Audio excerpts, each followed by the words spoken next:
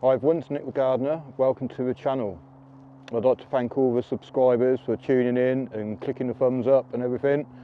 And yeah, if you like the information, what's on the videos, then yeah, please subscribe. Helps the channel grow and gets more like-minded people like you guys to see the video. It really helps out and yeah, it'd be awesome. So today, got quite I got quite lucky the other day. You know, I'll turn you around and I'll show you what I mean. So down here, through my fruit bushes, the red currants and the gooseberries, I cleared all this out of wood chip the other day to put it over near the compost bins. And a couple of days later, I got an email from the guy who runs the Allotment Association saying that we've got a big pile of wood chips. Come and help yourselves. So straight down here quick as a flash, and there's already quite a few people tucking into it and it's already gone now, but I'm happy to say I've pretty much got what I needed. So yeah, and mulch, I'd like to say, is pretty much one of the most important parts of the allotment really, trying to get as much organic matter covering the soil to feed the soil biology, the soil food web, so that it kind of looks after itself, feeds all the earthworms, so they're taking all the goodness down, so you don't even have to dig the soil or anything. And people say that mulch robs the soil of nutrients, well, especially nitrogen, and it does really, the top sort of millimetre layer of soil, as long as you just pop it on top and don't dig it in, that is. But that's brilliant, because if you put that on your soil, especially to cover up weeds, if it's robbing nitrogen from the soil, that means it's robbing nitrogen from the weeds. I mean, it's going to smother the weeds anyway, but if some do germinate, then it's not going to have much nitrogen there for it to get going. So that's a good way, especially around fruit bushes and stuff, which like fungi, are like a fungal symbiotic relationship, and they're like a lower pH soil. So banging wood chips all around your fruit bushes, or any perennial plant really, encourages the fungi and all the soil food web organisms to work for your benefit really, so you don't have to do much. Just apply the mulches really. So I'll show you what I've got going on over here. So yeah, I'm really happy with the wood chip. It's like, is it ramiol wood chips it's called, where it's like quite small chunks and leaves and stuff all mixed in. So it's going to rot down fairly quick. It's been raining quite a lot here the last few days, and the leachate bottle is filling up quite rapidly, which is pretty good. This is my big worm farm, which has got about, well, it's hopefully going to have about 300, 400 litres of worm castings in by sort of May next year maybe. And if you want to find out how I made this, there's a video from about a year ago. So if you look back over my playlist and look for the worm channel, or worm playlist, you'll find it on there. This is my J-Down fertiliser barrel. And the Dalek now is empty. I've completely emptied that. And some of that went onto the asparagus bed, which is just over there. Yeah, so I've just mulched all that up with the compost that were Dalek, and put that little cloche over it. I didn't put the cloche over the middle because the newest plants, or the youngest plants, are over on that right hand side. So just so that protects them from the frost a little bit, and maybe give them a little bit more of an earlier start in the spring. But I'll have to keep my eye out and maybe adjust the location of it, move it back, or maybe move the bricks so that the bricks aren't covering any of the space where the asparagus is going to come up. But I've managed to mulch pretty much all around there as well with wood chips, so that's pretty good, and it's all for free, which is even better. So I've put at least a couple of inches down over all the walkways, which is awesome. I've also topped up this bit of garlic in here with some of the compost from the Dalek, and this has all pretty much come up. It's all soft neck, and yeah, just to give it a little bit of protection from the cold weather, and just top up the pot a bit really. The strawberries are starting to yellow a little bit now, and I'm thinking I'm definitely going to have to get through here and remove maybe 50% all the runners and that. And what I'm thinking of doing is move 50% of the old plants and leave a lot of the new ones in there, and then next year I'll take out the older plants and leave the newer ones in then. So I just don't want to take out all the old plants now because the younger plants won't produce as much. So I'll do half this year and half next year. So the raspberries in this bed here, they're going to have to be dug up at some point and moved. Well, I'll move some of them, I'm going to have to give some away if anyone wants any, and the allotment and that. But got too many raspberries and I'd rather have another vegetable bed. And the brassicas in here, I'm pretty sure I planted them way too close together. I watched Charles Dowding's video the other day, and yeah, basically he said about at least 60 centimetres apart, and that is probably about 30, so they're too close together really. So I'm definitely gonna not plant so many and as close together next year. I'm just going to try and get a real decent crop of what I planted rather than trying to cram too much in and not really getting a decent crop of anything. So yeah, I mean, it's only my second year in the allotment, and learning loads and loads and loads every single year, and loving watching all your videos as well. But yeah, learning a lot. So spin you round and have a quick look at this compost. So I've turned both of these piles now. This one's, what's it saying, almost 140 now, so that's pretty good, and it's still shrinking down. And this one, oh, because this one wasn't even hot, it was cool, it was in that end bay, and I turned it into here and added some more stuff through it, and it's warmed up quite nicely, so that's pretty good because it'll be killing off any extra weed seeds I popped in there. This one here, what's that, 134, 136, oops, sorry, you can't even see it, can you? There we go, 136, that's pretty good. I did turn it, Adi said you don't want rats nesting in your compost over winter. So yeah, I decided to turn it, and I was turning this one, I got down to, you know, a couple of foot left, and a rat jumped out and ran out, and it made me jump a bit. But yeah, definitely don't want rats in the compost bin or anywhere on the allotment, because they're just going to be stealing all the food and that. Because last year all my strawberries got stolen and were in my compost, and I opened the lid up one day and I was horrified to find strawberries and beetroot. I wasn't even growing beetroot, but it's from other people's plots, and the rats had dragged them from their plot onto my plot. So yeah, I think the wood chips make any allotment look absolutely fantastic, and it also means that now I can pop some more compost onto the beds and raise the level of the beds up a bit, so it doesn't all. I did notice actually, yeah, because along here that path was over to about here, so I've had to top all that extra bit up with compost there. And yeah, that's one thing with wood chips, if the birds get on there and flick it around everywhere, your paths end up bigger, so you have to keep an eye, keep re-measuring them, keep raking in the wood chips and putting more compost down to define the paths a bit more. And I've just noticed actually down here, you can see just there, point to it to say, yeah, that's a little onion coming up there. So Mike's from So Grow Eat, he sent me some Troy onion sets, and they look like they're just coming up now, which is awesome. Only one was pulled out or pushed up by the mole or birds. Can't see that one there's a bit bare. Probably need to flick some compost over that. Yeah, so some of the compost I do need to reapply some, and I applied loads and loads and loads of compost to this soil, and it just gets dragged in by the worms and stuff. Look, I'll show you on this leek bed over here. I mean, I've pulled a few leeks out, so I've disturbed it a bit, but yeah, I think I've got some hungry soil because I keep applying the compost and it just keeps going really, which is good. I've got plenty more compost to put on there in the spring. So yeah, the leeks are doing all right. I had a couple more the other day, but the only trouble is with the allium leaf miner, once they get in there, that's when pests and disease can get in.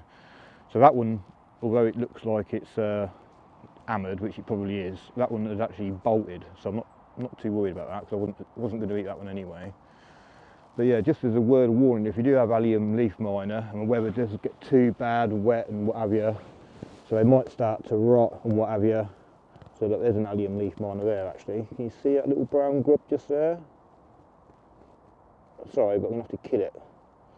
Don't like killing stuff, but ugh. They overwinter in the soil and will attack your plants next year as well. So yeah, I mean, some of these are looking a bit worse to wear, but just pull the outer skins off and yeah, should be able to harvest something from them. It's a bit of a shame really now. Like I say, I'm going to have to net all the alliums from now on. But we're having a bit of a result in this brassica cage over here. So I don't know if I can show you actually. I'll just try and I'll put the camera in the end of the net actually. So just in here, the lens down. So in here, there's a Romanesco cauliflower. That's my first ever one. So I'm hoping that's going to grow alright and not get destroyed by the frost. I don't know if it's easy to see it through there, but yeah, I think I've got a couple of those. So that one there, I think that's a broccoli. That looks like it might have that ghoul midge or Swede midge. And I think that might be broccoli, or is it a Romanesco as well? It's a bit early to tell yet. But yeah, got 3 half decent looking broccoli through here. One, and there's a couple on the other side. There's like 2 here and 1 on the other side.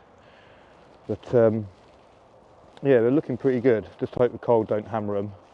I did plant the Romanesco cauliflower way late. It said in the seed packet not to do it then, but I did it anyway. But hopefully get a harvest from them. Hopefully this winter isn't quite as severe as next winter. I'll just bring you over to the garlic bed. And a few more coming up now, but none still from the 2 rows going through here, which is an unknown variety. This row is Casablanca, and I bought which is hardneck, and I bought softneck last year, Germador from Wilco's. But Steve Digwell Greenfingers, said to me, well, you've both got scapes on them, so one of them can't be a softneck. So I have no idea what this variety is in here, or even if it's going to come up. But I watched my video from last year on planting garlic, and I thought I'd just put them straight into the ground, but I didn't. I put them in cells first, let them root a bit, and then planted them out. Well, this variety here, which I thought was Germador, only had roots coming out the bottom, and then I put it in the ground, and it still took a few more weeks for them to have any tops on them. So I'm hopeful they haven't rotted away, but I can't see no sign of them whatsoever. But a lot more of a soft neck are coming up down through along here. So there's one there, one there, one there, and 2 more over there. So that's pretty good.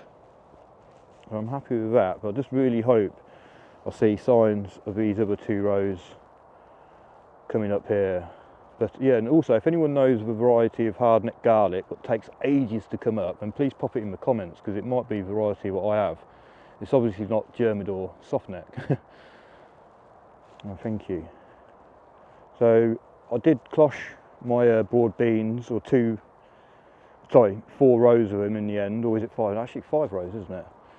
And yeah, I said I was going to do it, and Annie from Annie's Kitchen Garden said, yeah, I'll definitely do it, Nick, because she lost all hers last year. And I mean, although this might not totally save them if we get a mega hard frost, it's going to give them some protection. And so far we're looking all right under there. So fingers crossed that they do okay. These ones over here we're going to have to fend for themselves, and they're just starting to come up now. A Bunyard's exhibition. But you can see Noel has been here with cracked surface and what have you. He's loving it in my allotment. He loves all the worms and everything, but I don't really mind the mole.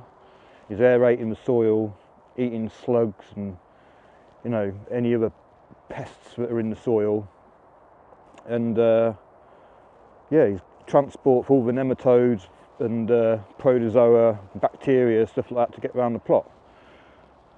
Feeding all the soil, not the soil, the plants and that, and then the plants in return feed the soil exudates, which attract all the bacteria, and all the nematodes and everything to the roots, and that's why you see a lot of worms, a lot of worm activity at the root zone as well. And so yeah, just looking at the celery there, that's looking pretty good. And yeah, talking about worms, I mean, this is all worm poop here. Hopefully you can see that okay. But yeah, lots of worm castings, lots of bacteria, lots of fungi, nematodes, and they're all working well for me really. And I don't have to do anything apart from feed them.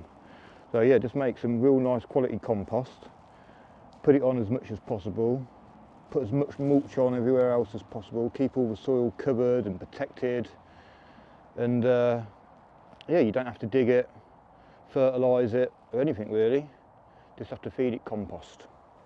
So yeah, the parsnips through here are doing really well. Like I say, I planted things in here in my brassica cage is far too close. I mean, this little cabbage here, like, it's not even a foot away from that broccoli, and that's not even, you know, half a foot away from that purple sprouting. So no wonder they haven't really done that well there. So live and learn. I've learned a lot in the last 18 months or so, and yeah, definitely space out the vegetables a bit better, because I was thinking, oh, I'll put so much compost down, the soil's going to be so good, but I can, you know, overplant and it's all going to do really well, and no, no, the soil's not there yet. Maybe in a few years' time, of adding all this compost and stuff, but it's not there yet. So yeah, next year I'm going to plant a bit more thinly, and yeah, if you have things too close together, that's going to attract pests and diseases and stuff like that, and yeah, the plants aren't going to get the space that they need, the sun that they like, what they need, and yeah, everything's going to struggle really. So like along here, they've all been planted way too close together. So that's one thing I'm definitely going to rectify next year. Give things a bit more space. There's no point growing, you know, 30 things and none of them produce. I might as well just plant like 10 and have them all produce really well. So that's one thing I've really learnt this year, over everything else really, other than making, you know, enough compost to make myself self-sufficient. And I'd advise anyone, you know, go out and collect the leaves. If you've got any elderly neighbours who are struggling to collect their leaves and cut the grass, offer to do it for them, you know, once a month or something, you know, just to get some free organic material for the compost and for the allotment. We're taking so much stuff out the allotment with the harvest and stuff, we need to put all the goodness back in. So yeah, just a quick walk around the plot today. Wood chips all looking good. I'll put loads down here again, and yeah, the soil's going to love that, the worms are going to love it. I've got wine cap mushroom mycelium under here, which I'm hoping is going to come up in the spring. That should love it. So yeah, thank you very much for watching, and please give us a thumbs up and comment, and yeah, name that garlic if you can. I've got no idea what it was. I bought it as a Germador soft neck and it turned out to be hard neck. So yeah, if you've got any experience of garlic and varieties, then please let me know. Oh, one last thing actually. I've put load more leaves in here now, so that's completely full, and I've collected pretty much all the leaves from my customers now, and most of them have gone in there. And you can see what I've added in the last couple of days up to here. It's shrunk down about a foot since the last video last week, and yeah, I've added about 3 or 4 more bags full of leaves in there, so that is jam-packed full, and yeah, it's going to be brilliant. I'm going to empty it into the Dalek, which I've now emptied, and yeah, hopefully I'll fit it all in there, but I don't need this because there's compost under there, about a foot and a half of compost at the bottom, which is going to be for planting my plants in next year. But I did dig about 5 or 6 bags out and store that in the shed, so I've got some bags of compost in the shed just over there, which I've saved, and it's starting to rain now, so I'm going to have to go. This camera's not waterproof. I've still got a little bit of compost in here actually, I can top up the leeks and stuff, so that's pretty good. And some little worms on the edge here. And in this little bin here, that's all worm castings from DJI's last harvest. So that is a whole bin. Well, it's not completely worm castings. I've got a civet yet, so maybe, you know, maybe about half, let's just say half of that's worm casting, and the rest of it's bits of stuff that I'm just going to throw back into the compost and yeah, activate that.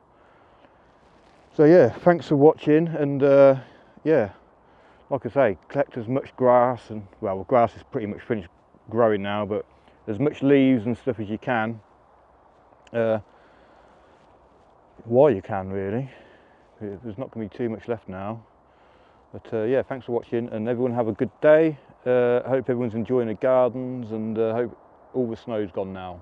So thank you for watching wherever you are, and take care. Goodbye.